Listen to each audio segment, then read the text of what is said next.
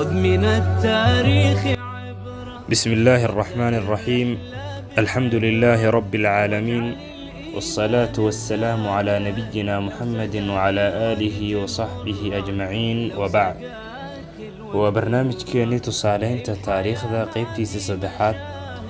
waxaan maanta barnaamijka ku soo qaadan doonaa cafiska, annagoo ku bilaabi doono taariikho iyo qisooyin horey u dhacay.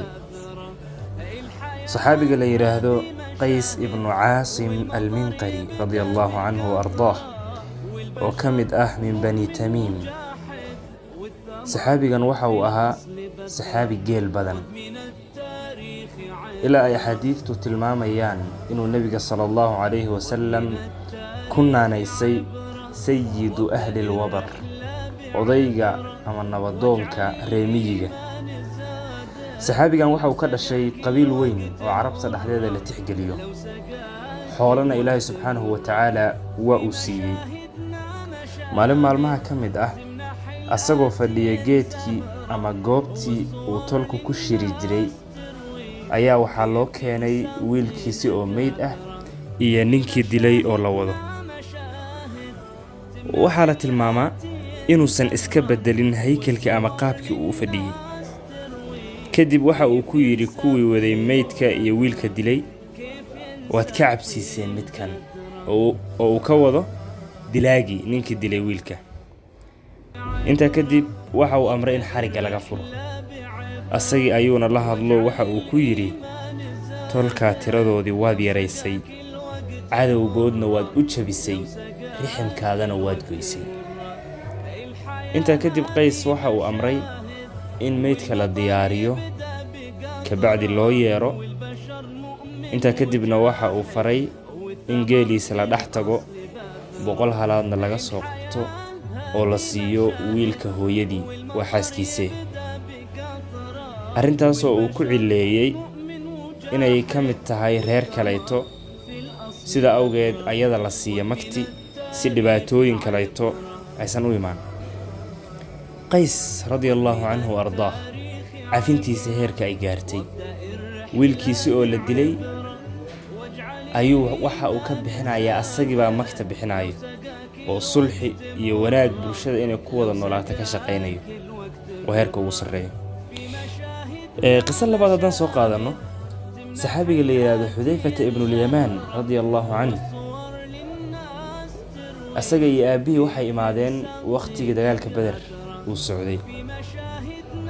kadib dagaalkii Uhud markii la aaday, ayagoo magaalada Madiino si weyn aan looga baranin, ayay dagaalkii galeen. waxa uu arkay markii dagaalkii uu adkaaday oo la isdhex galay, aabihii iyo saxaabada qaar ka mid ah ay seefaha ku boobayaan, maynan garanayn. kadib xaggoo kale ayuu ka arkay, markaasuu yidhi, abi abi abi, waa aabbahay. ma aysan maqlin, sidii ayuu ku dhintay Yamaan radiyallahu anhu. markuu imaaday oo uu arkay aabihii inuu meyd yahay, ayaa saxaabadii waxa uu ku yidhi, ghafara allaahu lakum, allah idiin dambi dhaafo. ma uusan aargoosanin, ficil kale ma uusan samaynin, iska badaa inuu ficil kale sameeyey, ayagii ayuu ku yidhi, ilaahay ha idiin dambi dhaafo. waxa ugu sarreeyo oo bini aadan uu kala gala hadduu yahay dhiig, shareecada waxay noo banaynaysaa in la iscafiyo oo bulshadu ay ku wada noolaato nabad. cafiska waxyaabaha laga dhaxlo waxaa ka mid ah janno. qofka mu'minka haddii cafiskiisa uu bato, wuxuu ilaahay subxaanahu wa tacaala ka dhaxal siinayaa inuu janno u helo. waxaa jiro maalin maalmaha ka mid ah ayaa nabiga sallallahu alayhi wasallam iyo saxaabada qaar ka mid ah oo masjidka joogo ayuu yidhi, nin ahlu janna ayaa soo geli doona. kadib saxaabada ka mid ah ayaa soo galay. maalin labaad sidoo kaleeto, maalin saddexaad sidoo kaleeto.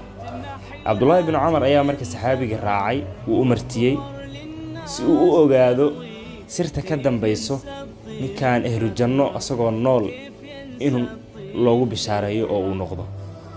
saddexdaaba markuu u martiyey, salaatuleylkiisu waa kooban yahay, 5 salaadood buu masaajidka ku tukadaa, cibaado ka ziyaadsan tiisi baa uga muuqan weyday. markii u dambeysay uu ka soo tagay reebaa wuxuu ku yiri qisadii uu sheegay niyow dhowr maalin oo nabiga sallallahu alayhi wasallam uu yiri nin ahlu janna ayaa masaajidka soo gali doona adiga soo galay. astaamaha hadda aad u fara badan ama cibaado dheeraad ah iyaga ka muuqato maxaad ku mutaysatay? saxaabigu waxa uu ku yiri intaad igu aragto ma sameeyaa wax ka ziyaada oo sameeyo ma jiraan. markuu Cabdullaahi soo baxay ayuu u yiri kaalay waxaan ka hilmaamay arrin aadan arkayn baa jirto oo ah in habeen walba markaan seexanayo qof muslima aanan ugu seexan anigoo uurka wax ugu hayo waqdad u qabo anigoo ummadda muslimiinta oo dhan cafiyay ayaan seexdaa ayuu yiri. markaas waxaan ka fahmaynaa waxa uu ku mutaystay islaamnimada iyo wanaagii khayrka kadib inay tahay cafiskaas oo uu ku dadaalay. rabbi subxaanahu wa ta'aalana acmaasha dadka mu'miniinta ah waxaa loo bandhigaa oo loo gudbiyaa khamiista iyo isniinta. dadkii laga soo reeb waxaa ka mid ah qof ilaahay u shariig yeelay iyo qof walaalkii uurka wax ugu hayo. sida awgeed annaga ka bulsho ahaan bulshadeena Soomaaliyeed dhibaatooyin badan ayaa kala gaaray. dagaal sokeeye ayaa dhacay, waa la isgumaaday, waa la islaayay. waxa aan u baahannahay oo aan uga gudbi karnaa caqabadii la soo maray waa cafis, in la iscafiyo, uurka la isku furo, bulsho wada dhalatay, hal diina haysato, dhaqankeedu mid yahay, wax walba isaga mid ah, haddana inay maaragtay dhibaatooyin iyo dil iyo waxyaabo maaragtay aad u dhib badan ay dhaxmaraan waa runtii arrin aad looga naxo. marka siyaasadda haday noqoto haday arrimo kala noqoto cafiskaas in la iscafiyo oo argoosi faa'iido inuusan keenin waan aragnay dalkeena yaa awgii u istaagila dhibaatooyinka soo marnay. marka cafiskaas inaan ku dadaalno ayaa aad muhiim u ah. إلهي سبحانه وتعالى أنا مركو تلمامي آيات وسارعوا إلى مغفرة من ربكم وجنة عرضها السماوات والأرض أعدت للمتقين وبرتما أو أترتما جنة بلع يدو لأجي هاي سموينك يدولك ولو دياريي متقين ذاتك إلهي سبحانه وتعالى كعب صدو تلمامها ذاتك أسمرك للشيء آيات كحكتو وإلهي الله سبحانه وتعالى الذين ينفقون في السراء والضراء والكاظمين الغيظ والعافين عن الناس ماشي أصعد وحاول والعافين عن الناس ذاتك لو دياري جنباس انت هلقك وحاول استعمود وحاكم ذا وهو ذاتك اسكعفيه نبينا صلى الله عليه وسلم نفتيس أرجو سنشرين نفتيس هدي وحلو جيستو واسكعفين جري لكن وحلو باهي هيغفك إنه أرجوستو أو غيره أو حناقه دينته إلهي سبحانه وتعالى ما كل واحد قلبه